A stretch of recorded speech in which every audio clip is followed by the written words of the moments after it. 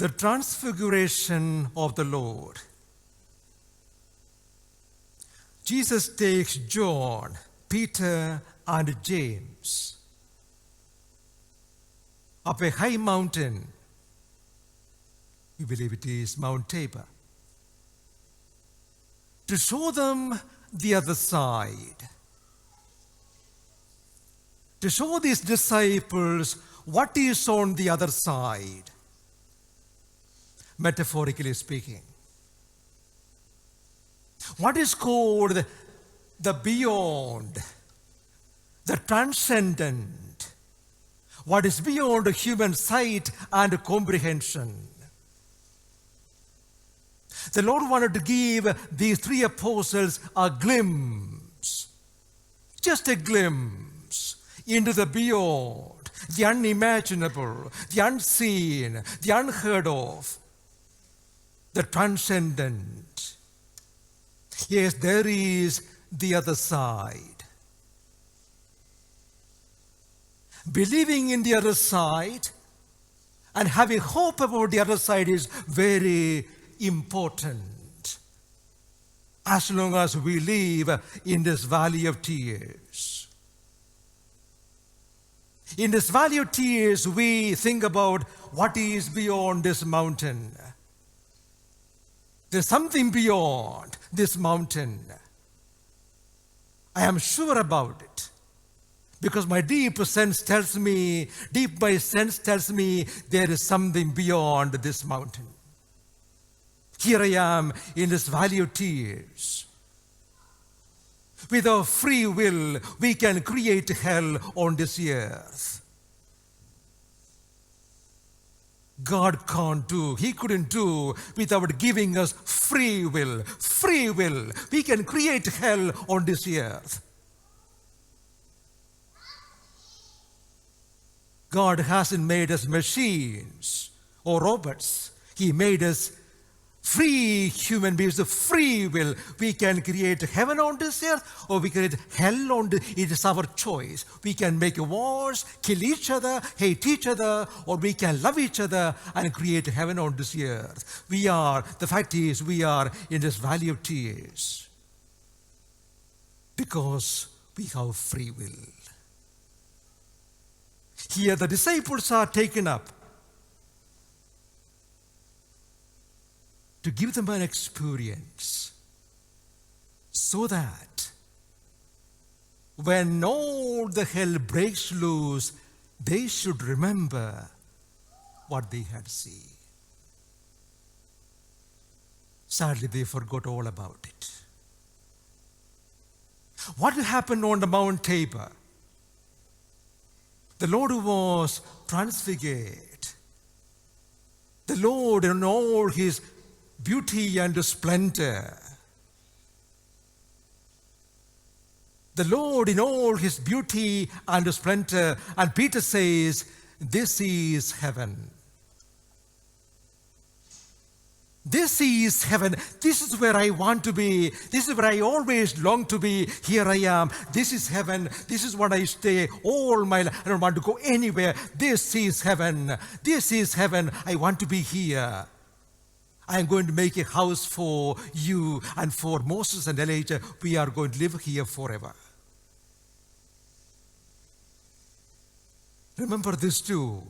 Peter would never forget, even though he forgot about it in the Garden of Gethsemane.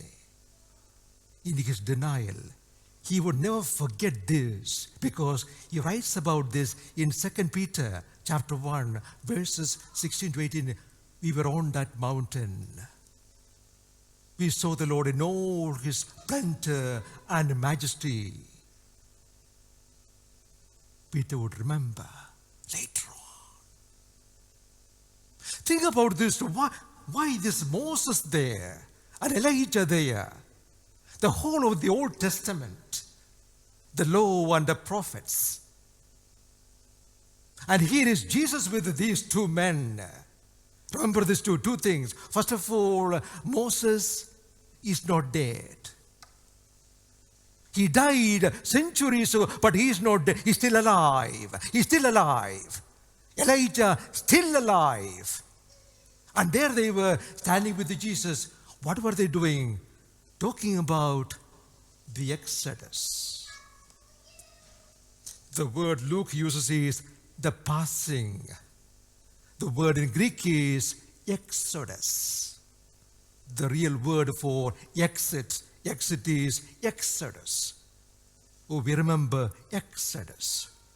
The passing to the new land, to the holy land, the promised land, where we are going to be God's people enjoying heaven, the promised land, freed from all kinds of sin and death. We are going to the free land, to the promised land, the Exodus. Here Moses and Elijah standing with Jesus is, what is the point there? To tell these disciples that here is the fulfillment of the Old Testament Jesus. And then the voice from heaven, listen to him. Listen to him. The reason was these disciples could not understand. After 3 times the Lord told them about the passion he was going to suffer, the death he was going to face. He told them 3 times. Still, they could not understand. What is he talking about?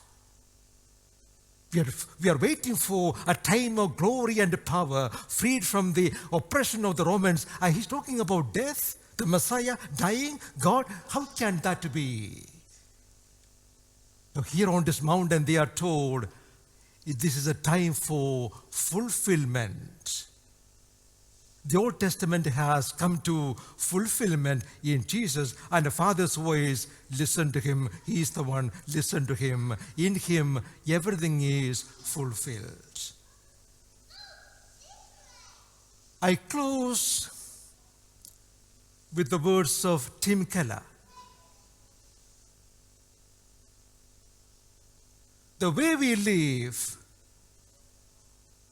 our life on this earth is determined by what we believe about our future. A quotation to remember. The way we live this life on this earth is determined by what we believe about our future. In the midst of all the wars and the suffering and the misery going on in this valley of tears, in the midst of all that, we have no answers. All we know is we are free human beings with a free will, and here we are creating hell. But remember, there is the other side. The risen Lord. That is on the other side. St. Paul's words. After having seen the glory of the risen Lord, on the way to Damascus, Paul writes, he will transfigure our wretched bodies into copies of his own body. Paul had seen that glorious body. That's why Paul says, eyes haven't seen, ears haven't heard, no human heart ever experienced what awaits those who love the Lord. Paul had seen the other side, just like Peter, James, and John. In his vision of the risen Lord, Paul would say, yes, I can face anything on this earth, rejection, suffering, death, anything I can face because I have seen the other side. Contemplate